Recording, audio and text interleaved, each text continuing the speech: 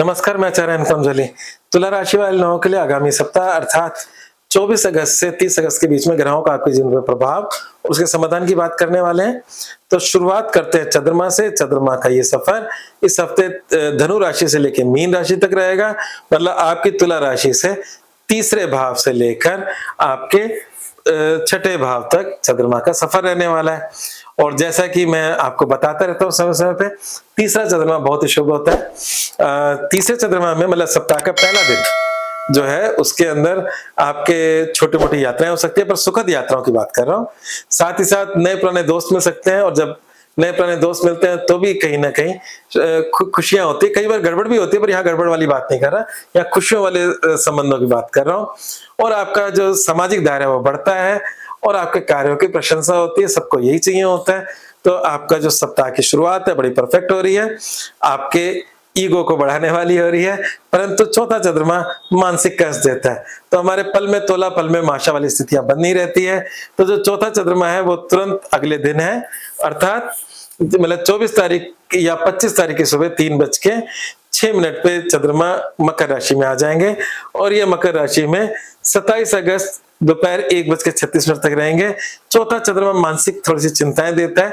ऐसे समय में दान पुण्य करना अच्छा होता है, कि चौथा चंद्रमा ज्यादातर हमारे मन में जो ऊर्जाएं होती हैं उसको थोड़ा सा डिस्टर्ब करता है। तो हम शुभ काम नॉर्मली नहीं करते चौथे चंद्रमा में, और इस समय चिंता का कारण माता भी हो सकती है, जमीन मकान वाहन हो सकता है, या आपका कंफर्ट लेवल। कई बार होता है ना कि हम बिल्कुल कंफर्ट में जी रहे थे, पर लाइफ में कुछ ऐसा गड़बड़ हुआ कि वो कंफर्ट छिन गया। तो थोड़े समय के लिए हर एक के जीवन में कंफर्ट छिनता है। तो सब साल के अंदर, सॉरी महीने के अंदर ये 2 सवा 2 दिन ऐसे आते ही हैं। तो इसलिए चौथा चंद्रमा आपका कष्टकारी है। और बाकी जो सप्ताहांत है, जो हम कह सकते हैं कि 28 से लेकर 30 तारीख, वो आपके लिए शुभ लाभकारी है। शुरू में चंद्रमा आपके पंचम में होगा। पंचम चंद्रमा छोटी मोटी चिंताएं, पर जब भी मैं चिंता बोलूंगा तो ये समझ लेना, एक तो मैं अशुभ बोलूंगा, अशुभ अशुभ होता है, चिंता समाधान के लिए वाली चिंता है ये। तो 5वां घर होता है आपके संतान, शिक्षा, शेयर मार्केट, और इवन पूजा पाठ भी होता है, और इस सारी चीजों में या रिलेशनशिप भी होता है। तो इन सब चीजों से संबंधित इन 2-1 दिनों में चिंताएं बनी रहती हैं, और चिंताओं से कोई ना कोई रास्ता निकाला जाता है कि इनमें जो गड़बड़ हो रही है वो सब चीजें जो टू द पॉइंट नहीं है उसको कैसे टू द पॉइंट किया जाए।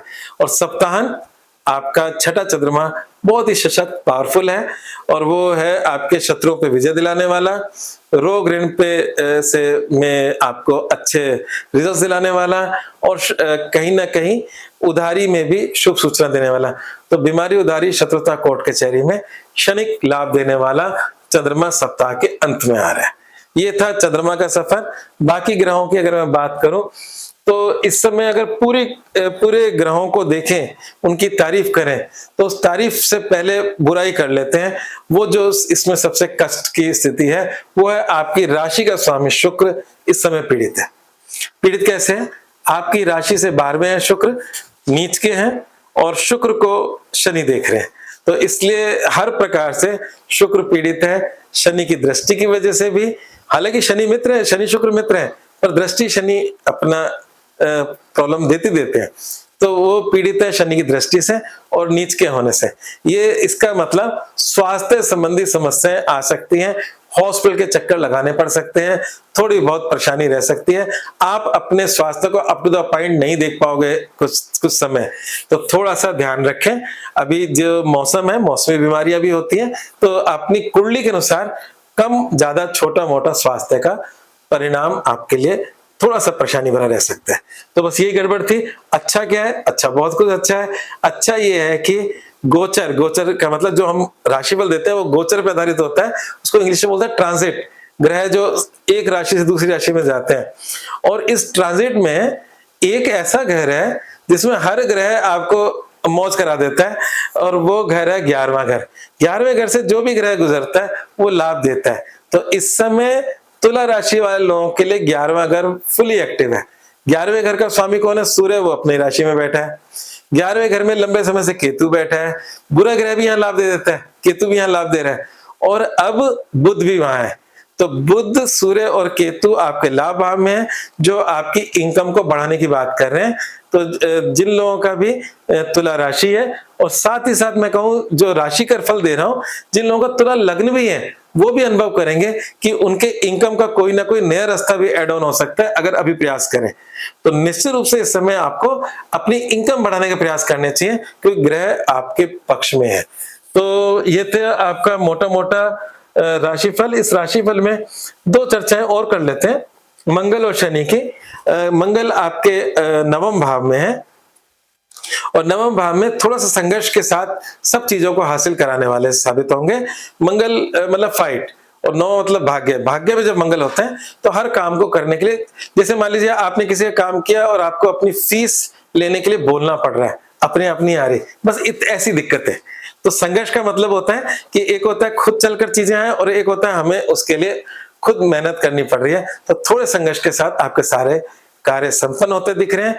शनि क्योंकि लंबे समय से यही है और आगे यही रहने वाले हैं, वक्री हैं, पर वो है छठे के अंदर, इसके फायदे नुकसान भी हैं। शुक्र की तुला राशि में शनि सबसे लाभकारी होते हैं, छठे में इतने अच्छे नहीं होते, पर शनि की अपनी क्वालिटी की वजह से आपको शत्रुओं से लाभ भी दिलाएंगे।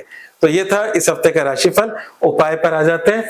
उपाय के अंदर आपको शुक्र, क्योंकि आपकी राशि का स्वामी है, इसका मंत्र करना ही पड़ेगा। जैसे मैंने कहा पीड़ित है, ओम द्राम द्रीम द्रौम सह शुक्राय नमः, ये तो मंत्र है। इवन लक्ष्मी गायत्री कर सकते हो, ओम महालक्ष्मी च विद्महे विष्णु पत्नी च धीमहि तन्नो लक्ष्मी प्रचोदयात्, इस मंत्र का भी जाप कर सकते हो, मां लक्ष्मी की प्रत्यक्ष पूजा भी कर सकते हो।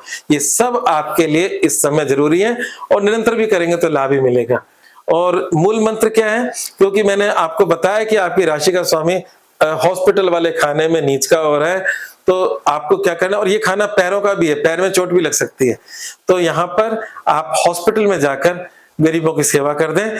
आपके लिए बहुत हद तक ये जो जप तप दान जिसे कहते हैं हम लोग, जप का मतलब अपने इष्ट का नाम का जाप करना, तप का मतलब अब उपवास जैसी कोई प्रक्रिया करना, वो तप है।